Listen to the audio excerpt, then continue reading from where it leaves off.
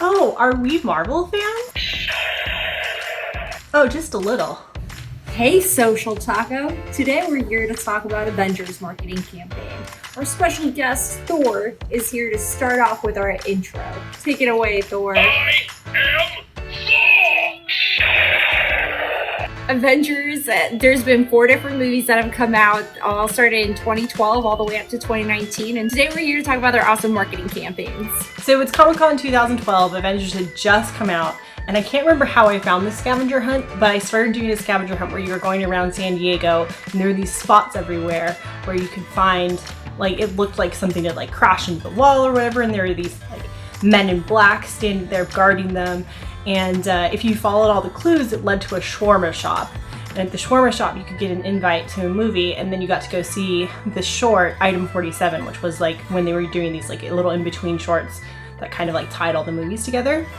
And it's just stuff like that is so freaking cool as a fan. It's just cool to be like inserted into the story and kind of feel like you're living out the story a little bit. I think it's something that they've done really well throughout the timeline of Avengers. It's really made Easter eggs for the super fan, and it just made it fun to be a fan. So a fun fact about the Avengers movie was that it was the 22nd movie in the Marvel Cinematic Universe to be released, and one huge aspect of it was that it had over $200 million of marketing budget in place. So it's key. What this campaign shows you is that, yeah, it's great to have a vast amount of funding for it, but it's also, you know, get smart about it. While they still did a lot of traditional digital marketing, they still did make sure that the content that they were sharing was exactly right for the audience that they were trying to reach. But I think the thing that they did really well, it was essentially content marketing. In general, Marvel does a really great job with their social media feeds. I think one of the things that I really love that they do is they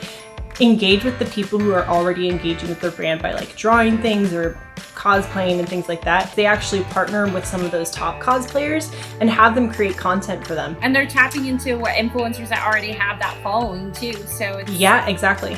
It's both tapping into influencer marketing and using user-generated content in a very authentic way. We'd love to know what you guys think. What was your favorite kind of marketing tactic that they did, or what do you think did or did not work? We'd love to hear it. Feel free to pop it in the comments below. And if you're just a Marvel fan and you just want to talk to us, we love talking about comic books and comic book movies, so we'd love to hear from you also, because I could talk Marvel all day long. Yeah, we're geeks. It's okay. Endgame came out last year. It was really the end of an era in a lot of ways. I remember when the trailer came out, the first trailer, and the trailer is actually a callback to the first Avengers because it's Nick Fury giving the speech about, you know, there was an initiative, there was an idea.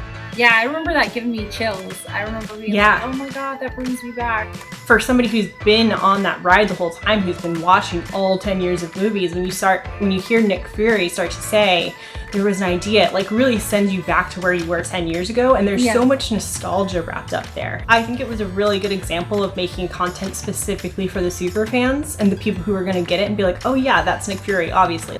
So one of the cool things that we saw was the release of posters with, you know, different kind of colors on them. Yeah, so it's all of the characters pretty much in the entire universe. So there's like 25 of them, right? So there's a huge number of posters, and like half of them were in color, half of them were in black and white. And then you start to realize that the ones in black and white are all the ones that you saw get snapped at the end of Infinity War. But I think one of the things that was really crazy about that is that some people we didn't see get snapped on screen, and we kind of like their fate was up in the air. And then you saw the posters and you realized that some of your favorite people got snapped, and it was like, God damn it, like it was like a gut punch. You know, that's where we know that content or ads that make the most impact on audiences are when they appeal to your emotions. Like you're trying to tap into your audience's emotions. And you know, they did a second trailer that was showing Iron Man and Captain America getting nostalgic and how they were, you know, the remaining members of the Avengers and how they were starting up again. So you're kind of just like, it's like exactly a gut punch. You're watching them and you're like, oh man, how are they going to keep going? So it was definitely a way to re-engage the audience or get them sucked back in. Those first teasers were really the ones that kind of reached the super fans. They were the first ones to come out, and they were really the ones that you know, they didn't tell too much about the story. They didn't get really into it because those people already know what's going on. They're like counting the days until the movie comes out. And it wasn't until the later ones where they were a little bit more